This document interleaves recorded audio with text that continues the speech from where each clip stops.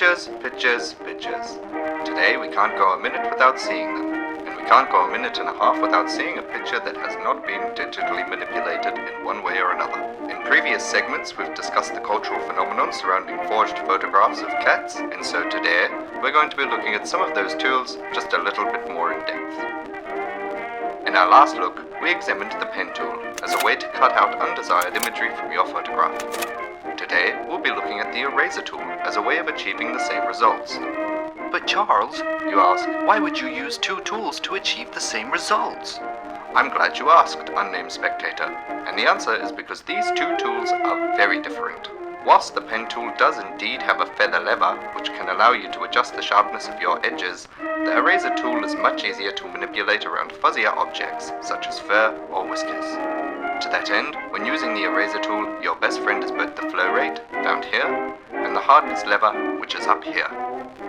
To demonstrate, I'm going to show you two different photographs, and it is up to you to guess what one was made with the pen tool and what one was made with the eraser tool. Are you ready?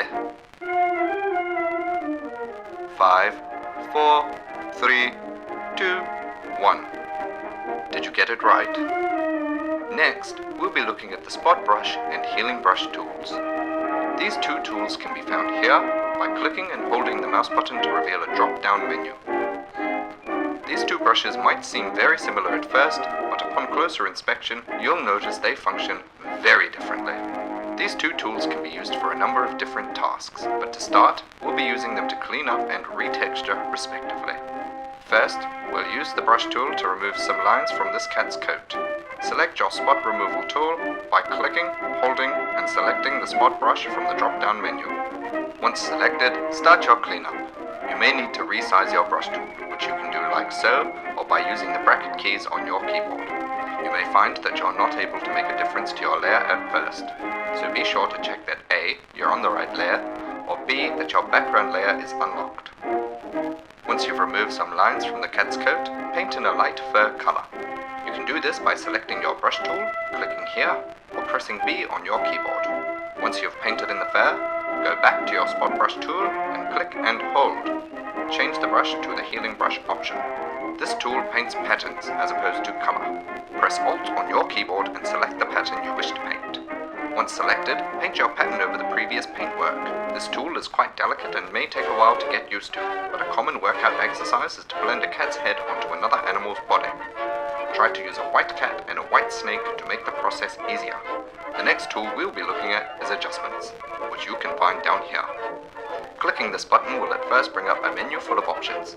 This menu can be overwhelming, but take it slow and experiment with each adjustment, and this will help you towards a greater understanding of your tools.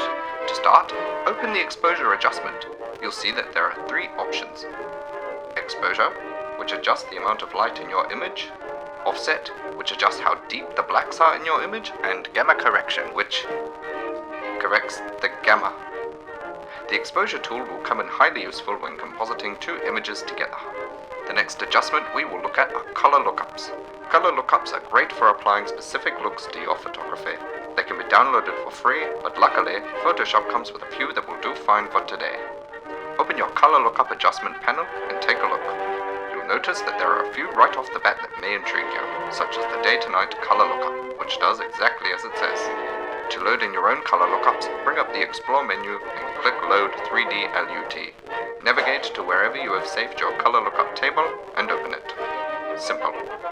There are a number of different adjustments and tools within Photoshop, and toying with them will help you get a more basic idea of how each of them work.